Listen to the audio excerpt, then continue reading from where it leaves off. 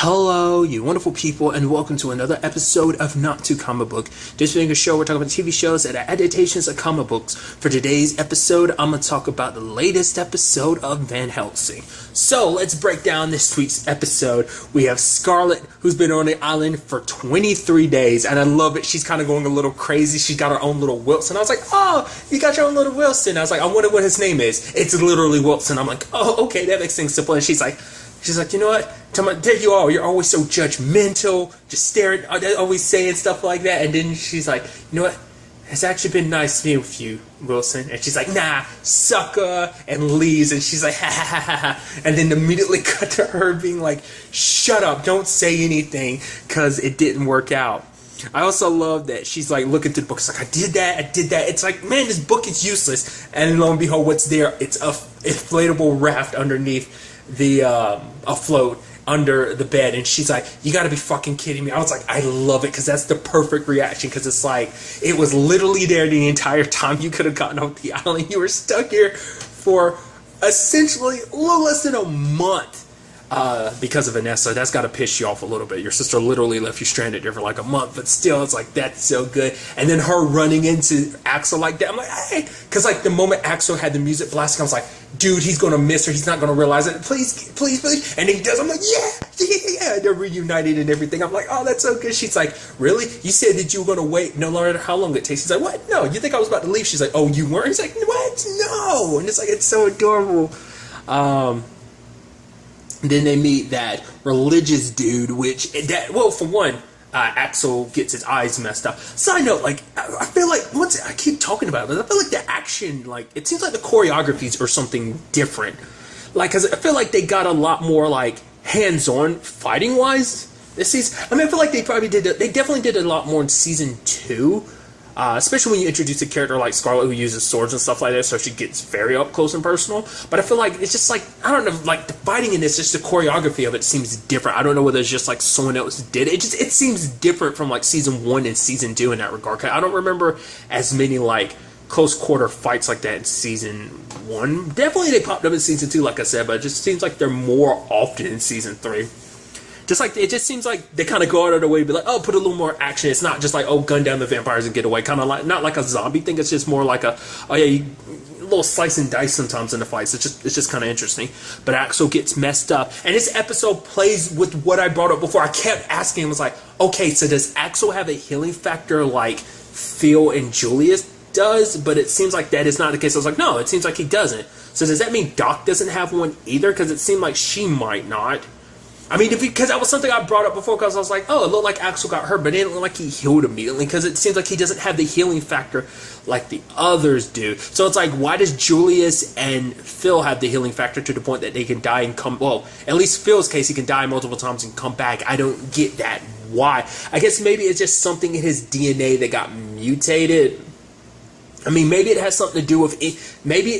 I don't know, is it a bloodline thing? Because it's like, well, it affected the two people that are connected, because Julius bit and made, Phil into flesh. So it's kind of like, maybe because they're kind of from the same bloodline to a certain extent, like that gave it a different situation. Because like I said, because even Doc hasn't been, well, because like I said, because it does seem like it's specific, because obviously it didn't happen with Susan.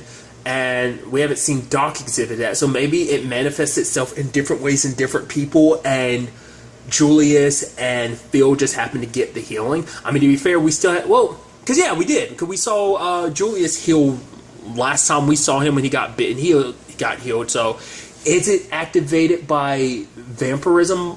Like, does that jumpstart it or something? But Phil never got bit before he started exhibiting the abilities, did he? I think Julius did. He got bit a whole bunch, didn't he, before he started healing up and everything? I could be 100% wrong about that. I mean, just in the long frame of things, I'll try to kind of break everything down. Like, the fact of the matter is, the guy is all about, like, oh no, he doesn't need to do anything. He's a pacifist. The fact of the matter is, he prayed. His life was going in one direction. He got into drugs and stuff that he lost his wife.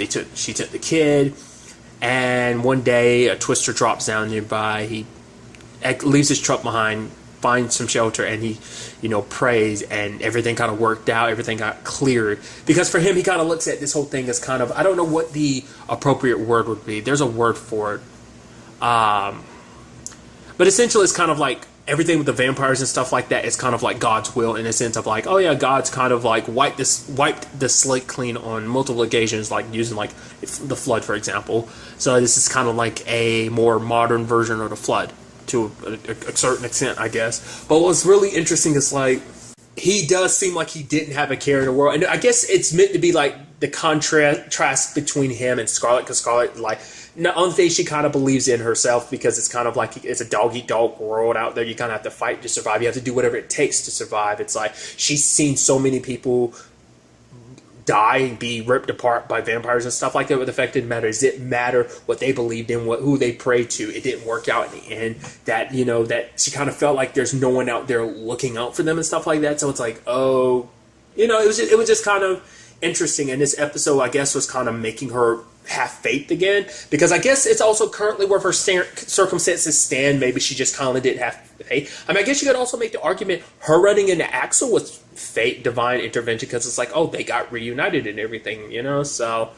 I guess that kind of worked out. She ended up, because it all worked out because she managed to find that float in time to get there in time to make sure she ran into Axel before he left, because like probably a couple more seconds and she would have completely missed Axel. So it does kind of fit with the episode of just like, it seemed like everything potentially happens by chance, but maybe there is something more to it, which is interesting.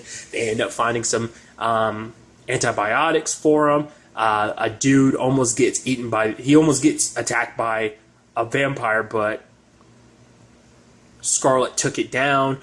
There's the whole situation with all those vampires walking past him. Is that I think that's the first time we've ever seen a full-blown horde in this show. I don't remember. Like, there's been big groups, but never like that. That's like a Walking Dead horde of zombies, but vampire form. It's like, that's crazy. And it managed to miss all of you too. So it's like, they just happened to specifically not go into the section that you were in for what reason, which is interesting.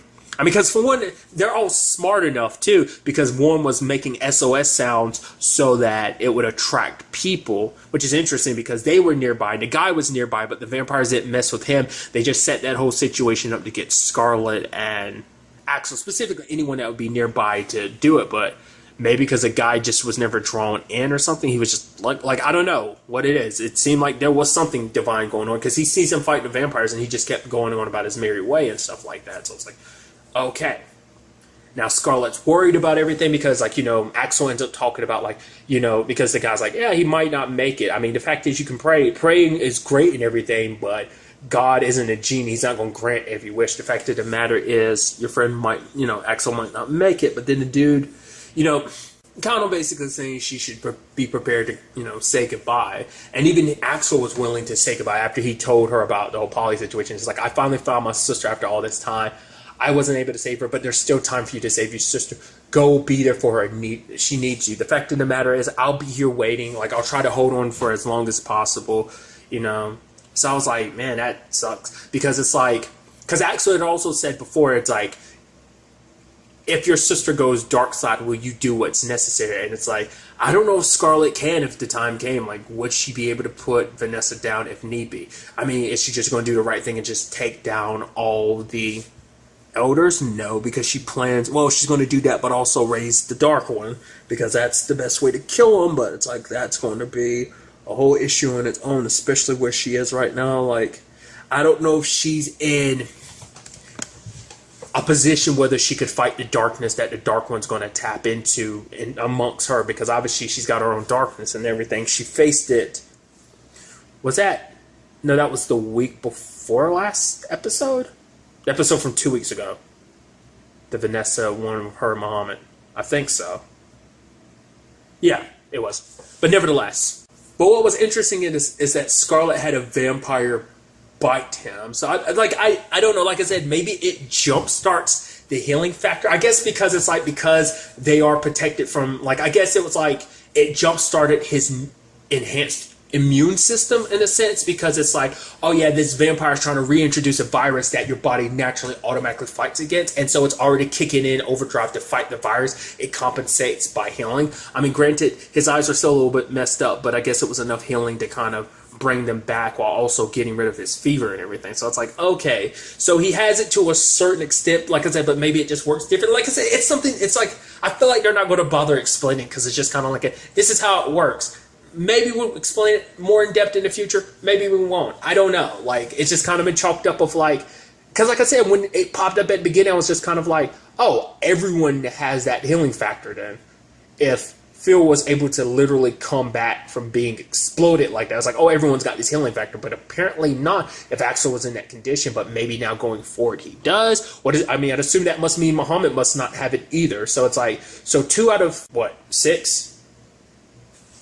Axel, Doc, Muhammad, Susan, Julius, and Phil. Yeah, 6 people. Only 2 out of the 6 people have a crazy-ass healing factor, you know? But to be fair, once again, Julius, the situation was, it was activated by a bite, so maybe that's still... But then what about Phil? His whole... I have no idea. Maybe because he's so intent on dying, the thing is trying to make sure he doesn't die. I have no idea. But what's also interesting is, like, even I was kind of like, what the hell? When, because even, you know, Scarlet started being like, oh, maybe there's more to it. You know, maybe there's some higher power in all of this and stuff, because she started to believe. And then she sees the dude standing on the water. And even I'm like, what the hell? So he is Jesus or something? Is he God? Wait, what? What the? And then it's like, you really look and it's like, oh, like, because Scarlet couldn't see it because of the angle and the reflection, but he was standing on wood out there. And it's like, oh my God, that's good. But it's like, the fact of the matter is, yeah, there might be an explanation, but at the same time, it's like, the power of believing, you know, maybe, just maybe, it might not have been what she thought it was, but maybe this kind of sets her mind into believing, and maybe believing is what she needs going forward, because maybe believing will give her, you know, the strength to believe in Vanessa, that she's stronger than what she's facing, that there will be another way, that it won't have to end with her having to put down Vanessa if Vanessa loses control, that Vanessa will find a way to fight it. I don't know, that's a thought in my head. Sounds, because even the guy was kind of like, oh yeah, like divine intervention stepped in, because it's like, oh yeah, like I was saved by that, from that vampire, by you, who was sent here by God. You know, it kind of all worked out like that. So it was just kind of an interesting episode in that regard. I was scared every time, because I was like, oh, that guy's about to get killed. He's saying all this stuff about, oh, he's protected. But it's like, no, made it through the entire episode, nothing really bad happening to him. So it's kind of like, hey, maybe there's some truth to it, and maybe the group will run into him at some shape or form. Hopefully his luck, or, you know, his, you know, shield won't, you know, break or anything. So while that's happening, we got the bus to Love Down. There's a lady up there who ended up killing everyone on a bus, essentially.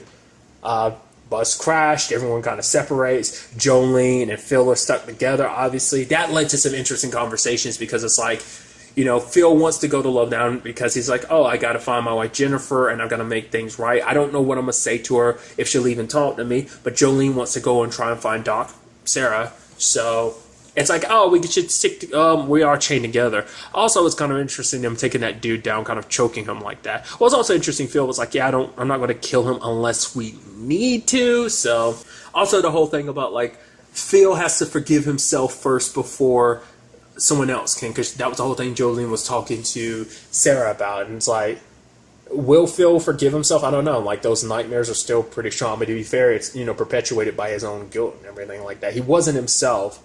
But don't forget, there's also that thing that came up in season 1 in Eden, where he had talked to, what's his face? It was Tom Cavanaugh's character back in season 1, where it was kind of like, oh yeah, like, he fantasized about it before it happened, so it was almost like it, like, fed on, like, some darkness that was already there inside of Phil to a certain extent.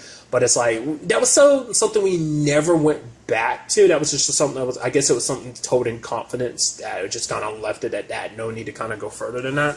Managed to get uncuffed, but then the guy's there, and it's like, oh crap, he's going to kill us. It's like, I have to, because if I don't shoot you and they find out, the fact of the matter is they're going to send me to Love Down. So yeah, Phil taking the bullet for Jolene, which I love. Jolene's like, oh my God, you took a bullet from me. He's like, actually, I took 3, which is like, once again, talking about the fact is, what the hell is up with that healing factor? Because it's like, he healed up and everything.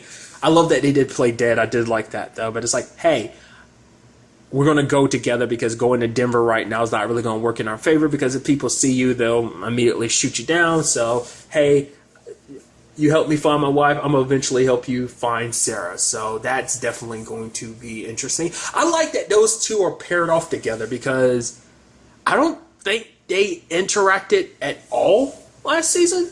I don't think.